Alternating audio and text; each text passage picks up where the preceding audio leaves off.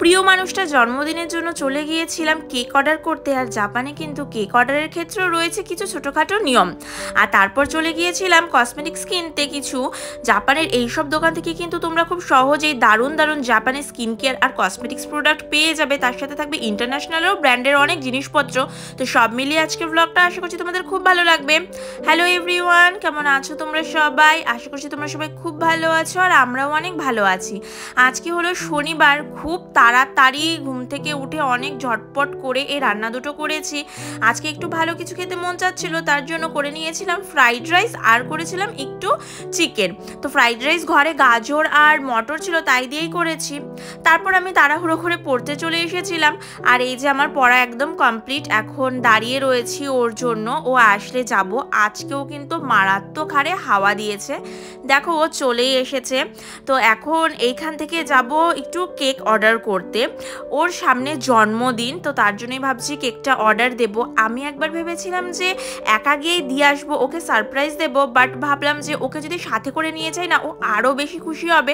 আর আমি চাচ্ছিলাম যাতে ওর পছন্দ মতো ও কেকটা অর্ডার করুক। তার জন্যই চলে এসেছি আমাদের তামামুরার এই কেক শপটাতে। কেক শপটার নাম মাহারুবা। তো এত দারুণ এখানে কেক বানায় বলার বাইরে। এখান থেকে আগেও আমরা দুবার কেক নিয়ে গিয়েছি, গেলবার আমার জন্মদিনে প্লাস আমাদের অ্যানিভার্সারিতে। তো দোকানটা একটু ছোট্ট হলেও খুব সুন্দর ডেকোরেটিভ, বাইরে তো নানান ধরনের ফুল গাছ আর নানান ধরনের জিনিসপত্র দিয়ে সাজানো। তো এই যে হলো দোকানটা, নিচে দোকান মানে নিচে বিজনেস আর ওপরে বাড়িঘর রয়েছে।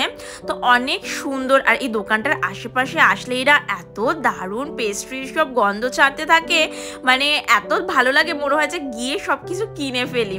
চলো তাহলে এন্টার করি আর দেখাই তোমাদেরকে কেক শপটা কিরকম। তো শপটা যেরকম বলছিলাম খুবই ডেকোরেটিভ। এখানে যে শুধুমাত্র কেক পাওয়া যায় তা না, নানান ধরনের কুকিজ, পেস্ট্রি সব কিছুই পাওয়া যায়। আর সব কিছুই দারুণ দারুণ টেস্টের, মানে এখান থেকে কেক নিয়েই এত দারুণ খেয়েছে বলার বাইরে।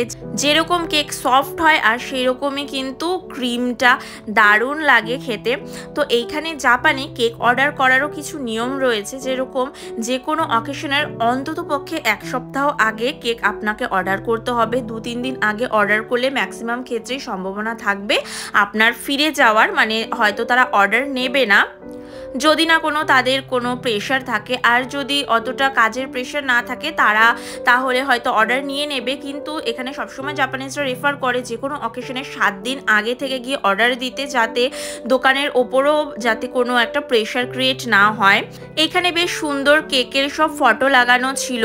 আর এক একটা কেক এত সুন্দর, কোনটা ছেড়ে কোনটা সিলেক্ট করব, সিলেক্ট করাটাই বড্ড মুশকিল। তার সাথে সাথে দেখলাম এখন এরা নতুন থিম কেকেরও একটা অ্যালবাম অ্যাড করেছে, যেটা আগের বার ছিল না। আগের বার আমাদের অ্যানিভার্সারির সময় যখন আমি এসেছিলাম ওর সাথে, তখন না এই থিম কেকের অ্যালবামগুলো ছিল না। তো এবার দেখলাম কার্টুন থেকে শুরু করে নানান ধরনের ক্যারেক্টার্স, তারপর তোমার ওই প্রিন্সেস যে কেকগুলো হয়ে থাকে সেইগুলোও সব, মানে নানান রকম থিমের আর কি, সব রকম আইটেম এবার নতুন তারা অ্যাড করেছে। তবে এইখান থেকে আর নেই, ও একটা কেক অর্ডার করেছে মানে অন্য জায়গা থেকে, যেগুলোর ছবি যেগুলো বোর্ডে লাগানো ছিল সেইখান থেকে। তো কীরকম কেকও অর্ডার করেছে সেটা যেদিনকে আমরা নিতে আসবো সেদিনকেই তোমাদের সাথে শেয়ার করব। আর দেখতেই পাচ্ছ দোকানটা অনেক সুন্দর ডেকোরেটিভ। আর এখানে কিন্তু নানান ধরনের ক্যান্ডেলও রয়েছে, যেগুলো কিন্তু তোমরা চাইলে এখান থেকে তোমরা কিনতে পারবে। আর কেক কিন্তু এখানে বিক্রি হয়, মানে কেকের দাম এখানে নির্ধারণ করা হয় কেকের সাইজের ওপর। 3 থেকে সাইজ শুরু হয়, 3, 4, 5 এই 3 ধরনের সাইজ থাকে। তো তোমরা যেই সাইজটা নিতে চাইবে সেই সাইজের ওপর কেকের দামটা ফিক্সড করা হয়। তো আমরা এখানে 5 নম্বর সাইজ অর্ডার করেছি। আর বাইরে এত মারাত্মক হাওয়া, কিন্তু এই ডগটাকে কিউট লাগছে দেখো, এমন হাওয়া দিয়েছে। সাইকেলে গ্লাভস রেখেছিল, গ্লাভস নিয়ে গেছে উড়িয়ে। আমি দেখাচ্ছি যে গ্লাভস কোথায় উড়িয়ে রেখেছে। ওই যে পোস্টের ধারে যে কালো রঙের বস্তু, তাও একটা, আরেকটা কোন জায়গায় ভগবান জানে। এই যে একটা, আরেকটা কোথায় খোঁজো, ধরো। ওই যে ওইখানে আমাদের সাইকেল, ওই যে ওইখানে সাইকেল, আর গ্লাভস নিয়ে ফেলেছে এইখানে। পাগলের মতো এখন খুঁজতে হচ্ছে। ব্যাগও গেছে, বোতলও গেছে। দেখো এই যে বোতল খুঁজে পেয়েছি আমরা, ওচার বোতল আমাদের। কি যে মারাত্মক হাওয়া, এই হাওয়াটা কোনদিন আমাদের দুজনকে উড়িয়ে নিয়ে চলে যায়। তো ওইখান থেকে চলে এসেছিলাম, মানে কেকের দোকানটা না একদমই দাইশোর পাশে, তরিসেনের পাশে। দোকান থেকে না দাইশোর পাশে যে ওয়েলশিয়াটা আছে সেইখানে চলে এসেছিলাম। জাপানে ওয়েলশিয়া নামক দোকানগুলো যে কোনো জায়গায় থাকে, আর এই ওয়েলশিয়াতে খুব ইজিলি আপনারা যে কোনো ধরনের জাপানি স্কিন কেয়ার প্রোডাক্ট থেকে শুরু করে কসমেটিক্সের প্রোডাক্ট, কুসুরি মানে মেডিসিন থেকে শুরু করে ঘরের আরও অন্যান্য জিনিসও পাবেন। তবে এই দোকানগুলো মেইনলি বিখ্যাত হচ্ছে গিয়ে মেডিসিন আর কসমেটিক স্কিন কেয়ার এইসবের জিনিসের জন্য। তার সাথে ছোট্ট করে একটা পাশে খাবারের সেকশনও থেকে থাকে। তোমাদের সাথে আমি সবসময় শেয়ার করি যে আমি এই ওয়েলশিয়া থেকেই আমার সমস্ত কিছু স্কিন কেয়ারের প্রোডাক্ট নিয়ে থাকি।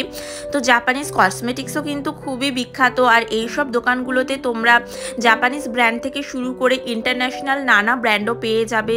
আর যেটা আমি আগের দিনও তোমাদের সাথে বলেছিলাম ভিডিওতে, যে এইখানে প্রত্যেকটা জিনিসের টেস্টার দেওয়া থাকে, সেটা liner, mascara, lipstick, eyeshadow, foundation থেকে শুরু করে কনসিলার, ইচ অ্যান্ড এভরিথিংয়ের টেস্টার দেওয়া থাকে। দেখো এইগুলো কিন্তু সব টেস্টার ছিল, তো এই টেস্টার দেখে তারপর তোমরা কিনতে পারবে এখান থেকে।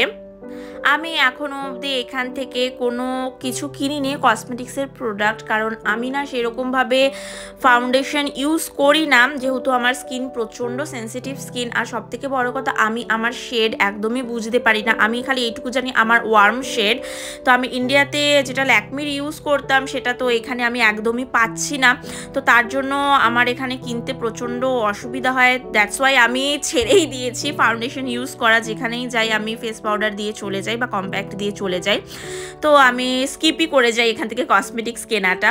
তো এই যে দেখো ফাইনালি আমি একটা ক্লিনজিং অয়েল নিলাম। তো এই ক্লিনজিং অয়েলটা খুবই ভাইরাল হচ্ছে। তো আমি আগে বায়োরের ক্লিনজিং অয়েলটা নিয়েছিলাম, তো এবার ভাবলাম যে এইটা নিয়ে দেখি। তো মেবলিনের সেকশনে একটা রয়েছে, এখানে বললাম না যে এখানে ইন্টারন্যাশনাল ব্র্যান্ডও অনেক পাওয়া যায়। এখানের এই ফাউন্ডেশনগুলো দেখে আমার বড্ড কিনতে ইচ্ছে করছিল, কিন্তু এতটাই দাম ছিল, মনে হয় 3,500 থেকে 4,000 ইয়েন সামথিং ছিল, আমার অ্যাকুরেট নেই, কিন্তু মনে নেই। কিন্তু এতটা দাম দেখে আমি আর এখান থেকে ভাবলাম যে না বাবা, নেওয়ার দরকার নেই। তো আরেকটা যেটা নিতে এসেছিলাম সেটা হলো এই ইউভি স্প্রেটা। তো আমার তো একটা ইউভি ক্রিম রয়েছে, মানে সানস্ক্রিন রয়েছে, কিন্তু সানস্ক্রিন কিন্তু বাইরে বেরোলে সবসময় অ্যাপ্লাই করা যায় না। যদি না তুমি একটু মুখে মেকআপ দিয়ে থাকো তাহলে তো একদমই অ্যাপ্লাই করা যায় না। তখন কি করা যায়, তখন কিন্তু ইউভি স্প্রেগুলো অ্যাপ্লাই করা যায়। সেটিং স্প্রের মতো ইউভি স্প্রেগুলো মুখে, হাতে, পিঠে যে কোনো জায়গায় আপনারা দিতে পারেন। তো জাপানে এই জিনিসগুলো আছে দেখে আমার অনেক ভালো লাগে।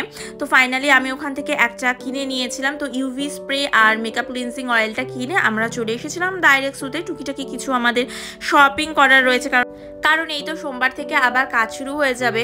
তো ওকে আমি বললাম তুমি যাও, তুমি ডাইরেক্টসুতে গিয়ে ঘুরে ঘাড়ে দেখতে থাকো, আমার দায়িত্বতে কিছু কাজ আছে। অ্যাকচুয়ালি আমি ঘর ডেকোরেশনের জন্য কিছু জিনিস কিনতে এসেছিলাম ওর বার্থডেতে। তো ও থাকলে না, মানে ও বলতো কিনতে হবে না কিনতে হবে না। তো ভাবলাম যে ওকে অন্য জায়গায় পাঠিয়ে দিই, আমি এখান থেকে কেনাকাটি করে নিই। তো এখান থেকে আমি ওই ক্যান্ডেলটা নিলাম, হ্যাপি বার্থডে লেখা লাভ শেপের। তারপর যেটা মোস্ট নেসেসারি কেনার বাকি ছিল সেইটা হলো একটা ব্যাগ। আর আমি কতটা ক্লামজি সেইটা তো তোমরা আমার ভিডিও দেখলে বুঝতেই পারো। আমি একটা জিনিস টানতে গিয়ে 2-3টে জিনিস ফেলে দেই।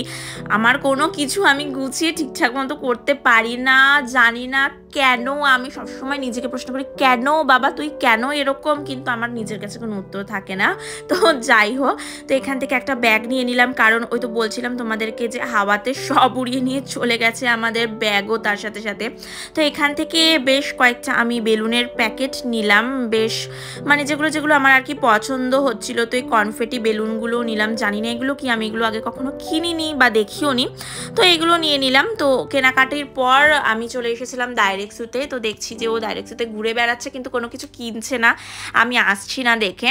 তো এসে দেখলাম যে সুন্দর সুন্দর মিষ্টি আলু দিচ্ছে, মানে ছোট ছোট মিষ্টি আলুগুলো কিন্তু বেশ ভালো, 100 ইয়েন করে। তো নিয়ে নিলাম। মিষ্টি আলুর কিন্তু দাম এখানে বেশ ভালোই, কাঁচা মিষ্টি আলুটার। আর মিষ্টি আলুটা জাপানিজরা প্রচণ্ড খায়। আর নেওয়ার ছিল আদাটা শেষ হয়ে গেছিলো, একদম খেয়াল ছিল না, আজকে না নিলে মুশকিল হয়ে যেত। তো এখানে ওয়ারিবিকি সেকশনে এসে দেখলাম 4টে করে এই গ্রিন আপেল বিক্রি হচ্ছে 200 ইয়েনে, মানে ইন্ডিয়ান টাকার ওই ধরো 150 থেকে 160 টাকার মতো। তো এমনি সময় কি হয়, এই 4টে করে গ্রিন অ্যাপেলের দাম না 700 ইয়েন অবধি থাকে, কিন্তু যেহেতু বাইরের দিকটা একটু দাগি হয়ে গেছে তার জন্য এরা সব ছাড়ে দিয়ে দিচ্ছে। এই আপেলগুলো কিন্তু শুধু বাইরে দিয়েই দাগি হয়েছে, ভেতরে কিন্তু একদমই পুরো ভালো থাকে। তো নর্মাল জাপানিজরা দেখলেও এগুলো চট করে নিয়ে নেয়, আজকে যেহেতু লাগ ভালো ছিল আমরাই নিয়ে নিলাম।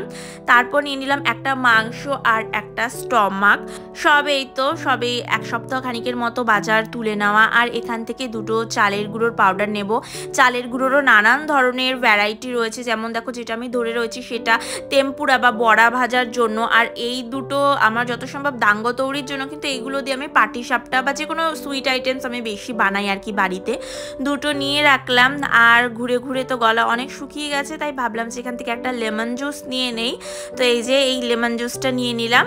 আর এই যে একটা মিষ্টি আলু, বেকড মিষ্টি আলু, এইটা তো না নিলে মনে হয় এখন আমার হয়ই না, আর ও বড্ড খেতে ভালোবাসে আমার সাথে সাথে। তো এই তো সব কিছু করে বিল ঠিল করে নিয়েছি, বেশ আজকে আলোই রয়েছে, আলো থাকতে থাকতেই বাড়িতে পৌঁছে যাব। তবে হাওয়া এখনও কমেনি, মারাত্মক হাওয়া। আর জাপানে না সন্ধ্যা হওয়ার সময় আকাশটা পুরো গোলাপি হয়ে যায়, তার সাথে সাথে মেঘগুলো আমার এত ভালো লাগে, তাই যখনই সন্ধ্যা হয় না আমি কিছুটা ক্যাপচার করার চেষ্টা করি। তাহলে চলো আজকে ব্লগটা এই অবধি, কেমন লাগলো আমাকে কমেন্টে জানিও, ভালো লাগলে কিন্তু লাইক কমেন্ট করো, আর আমার ব্লগটাকে প্লিজ শেয়ার করে দিও। সবাই ভালো থেকো, সুস্থ থেকো, দেখা হবে অন্য ব্লগে।